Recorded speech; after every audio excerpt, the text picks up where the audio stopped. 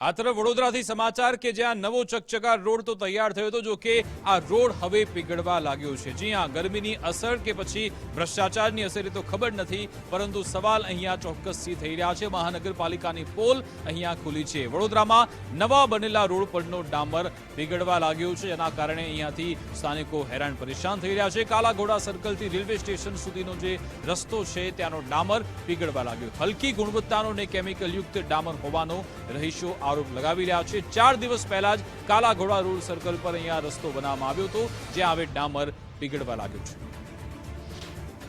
આ રોડની વાત કરીએ તો ગરનાળાથી લઈને કાલાઘોડા સુધીનો જે મેઇન રોડ છે યુનિવર્સિટીનો સામેનો, તે રોડનું કામ હમણાં થોડા સમય પહેલાં જ આ લોકોએ કર્યું હતું। પૂરો રોડ તો નહોતો બનાવ્યો, પરંતુ આ લોકોએ રોડની ઉપર ખાલી ડામર પાથરી દીધો હતો અને રોડ સારો દેખાય તે માટે, પરંતુ તે પણ એટલી હલકી કક્ષાનો ક્વોલિટીનો વાપરવામાં આવ્યું, જેના કારણે આ ડામર હજુ તો 6 મહિના પણ નથી થયા અને પીગળવાની શરૂઆત થઈ ગઈ છે। માટે રસ્તામાં જતા આવતા લોકોને ચાલવામાં મુશ્કેલી થાય છે, લોકોના પગ ચોંટી જાય છે, લોકોની ગાડીઓને નુકસાન થાય છે, તેવી પરિસ્થિતિ અહીં ઊભી થઈ ગઈ છે। એટલે કે આ લોકો રોડ રસ્તાની પાછળ કરોડોનો ખર્ચો તો કરે છે, પરંતુ તે કરોડોનો ખર્ચ વેડફાઈ જતો હોય તેવું લાગી આવે છે। અને તમે જુઓ કે હજુ તો ઉનાળાની શરૂઆત થઈ છે।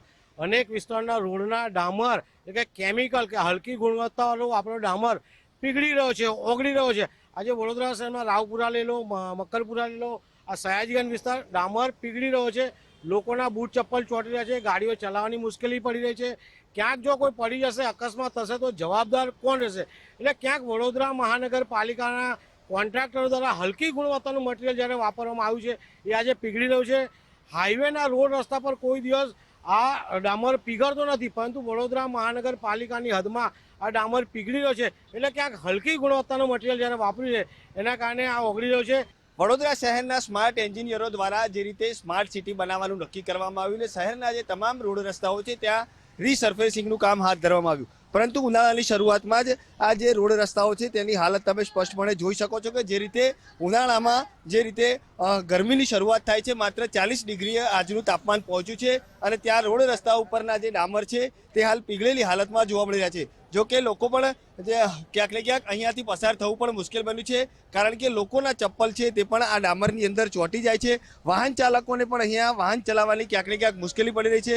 વડોદરા શહેરના તમામ જે રોડ રસ્તાઓ કે જ્યાં રીસર્ફેસિંગ કરવામાં આવ્યું છે ત્યાં તમામ જગ્યાએ આ જ પ્રકારની હાલત છે તે જોવા મળી રહી છે। જો કે સ્થાનિકો પણ માંગ કરી રહ્યા છે કે તાત્કાલિક ધોરણે આ જે ડામર છે તેની ઉપર રેતી નાખવામાં આવે, જેથી કરી અને કોઈ પણ વાહન ચાલકને અકસ્માત ન સર્જાય અથવા તો જે રાહદારીઓ છે તેમને મુશ્કેલી ન પડે। પરંતુ ક્યાંક ને ક્યાંક વડોદરાનું જે કોર્પોરેશનનું જે તંત્ર છે તે ક્યાંક ને ક્યાંક ઘોર નિંદ્રામાં હોય તે પ્રકારની પરિસ્થિતિ છે તે હાલ જોવા મળી રહી છે।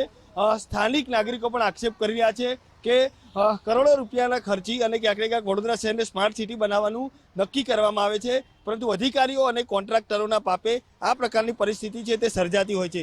હાલ પણ દ્રશ્યોમાં જોઈ શકો છો કે આખો વડોદરા આજે સયાજીગંજ વિસ્તારમાં આવેલો આ જે રોડ છે અને આખો રોડ પરનો ડામર છે તે ક્યાંક ને ક્યાંક પીગળી ગયો છે। હાઈવે પરના રોડ રસ્તા પર પણ આ પ્રકારની સ્થિતિ નથી હોતી, પરંતુ હાલ આ વડોદરા શહેરના રોડ રસ્તા છે કે જ્યાં ડામર પીગળેલો છે તે જોવા મળી રહ્યો છે। સ્થાનિક લોકો પણ માંગ કરી રહ્યા છે કે તાત્કાલિક ધોરણે અહીંયા રેતી અથવા તો જે માટી છે તે નાખવામાં આવે, જેથી કરીને પસાર થતા વાહન ચાલકો છે તે અથવા તો રાહદારીઓ છે તેમને મુશ્કેલી ન પડે। કેમેરામેન ડીકે સોલંકી સાથે અલ્પેશ સુતાર, ગુજરાત ફર્સ્ટ, વડોદરા।